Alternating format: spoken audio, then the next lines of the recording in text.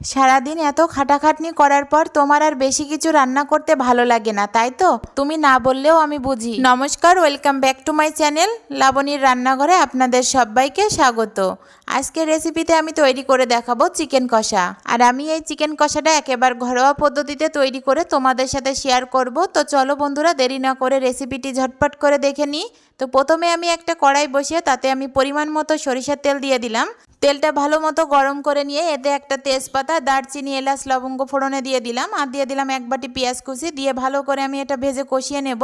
পেঁয়াজটা ভালো করে ভাজার পরে যখন হালকা বাদামি বেরেস্তা কালার চলে আসবে, তখন এখানে আমি 2 চামচের মতো রসুন বাটা, 2 চামচ আদা বাটা দিয়ে দিলাম। তারপরে পেঁয়াজ, রসুন আর আদাটা আমি খুব ভালো করে ভেজে কষিয়ে নেব, যাতে করে কাঁচা গন্ধটা চলে যায়। পেঁয়াজ রসুনটা কষানোর পরে আমি এখানে দিয়ে দিলাম কিছু শুকনো মশলা। আর মশলাগুলো কিন্তু একেবারে ঘরের তৈরি করা মশলা।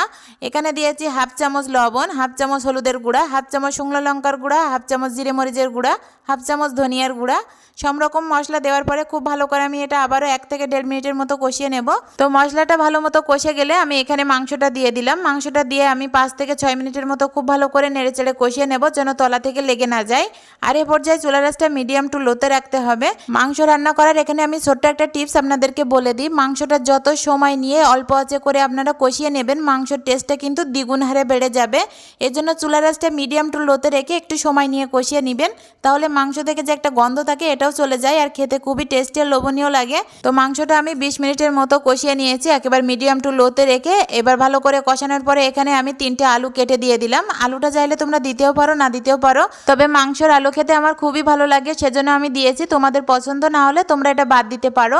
দিয়ে আমি আরও 10 থেকে 15 মিনিটের মতো এটা কষিয়ে নেব।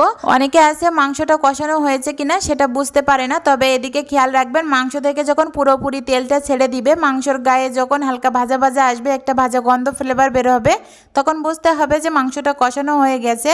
তো আমি এখানে আরও 1 থেকে 2 মিনিট মতো একটু ঢাকা দিয়ে দিয়ে ভালো করে কষিয়ে নিচ্ছিলাম। আর মাংসটা আমার কষানো কমপ্লিট। এবার এখানে আমি পরিমাণ মতো জল দিয়ে দিলাম।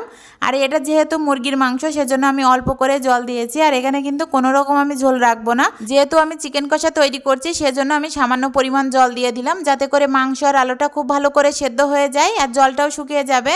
তো জলটা দেওয়ার পরে আমি 20 মিনিটের মতো রান্না করে নেব। আর জলটা কিন্তু শুকিয়ে গেছে, আর মাংস আলু সেদ্ধ হয়ে গেছে, আর তেলটাও কিন্তু ছেড়ে দিয়েছে। ভালো করে তেলটা ছেড়ে না দেওয়া পর্যন্ত আমি চুলার আঁচটা মিডিয়াম টু লোতে রেখে একটু রান্না করে নেব। আর উপর দিয়ে দিয়ে দিলাম হাফ চামচের মতো গরম মশলার গুঁড়া। এখানে গোটা গরম মশলার গুঁড়াটা ছিল, সেটাই ব্যবহার করেছি। তারপরে আরও 1 থেকে 1.5 মিনিটের মতো একেবারে লো ফ্লেমে করে জাল করে নিয়েছি। নিয়ে আমি চুলার আঁচটা অফ করে দিলাম। তারপরে একটা ঢাকনা দিয়ে আমি 5 মিনিটের জন্য দমে রেখে দেবো। এতে করে গোটা গরম মশলার যে একটা ফ্লেভার আছে, এটা কিন্তু মাংসের ভিতরে ঢুকে যায় আর সুন্দর একটা ফ্লেভার বের হয়।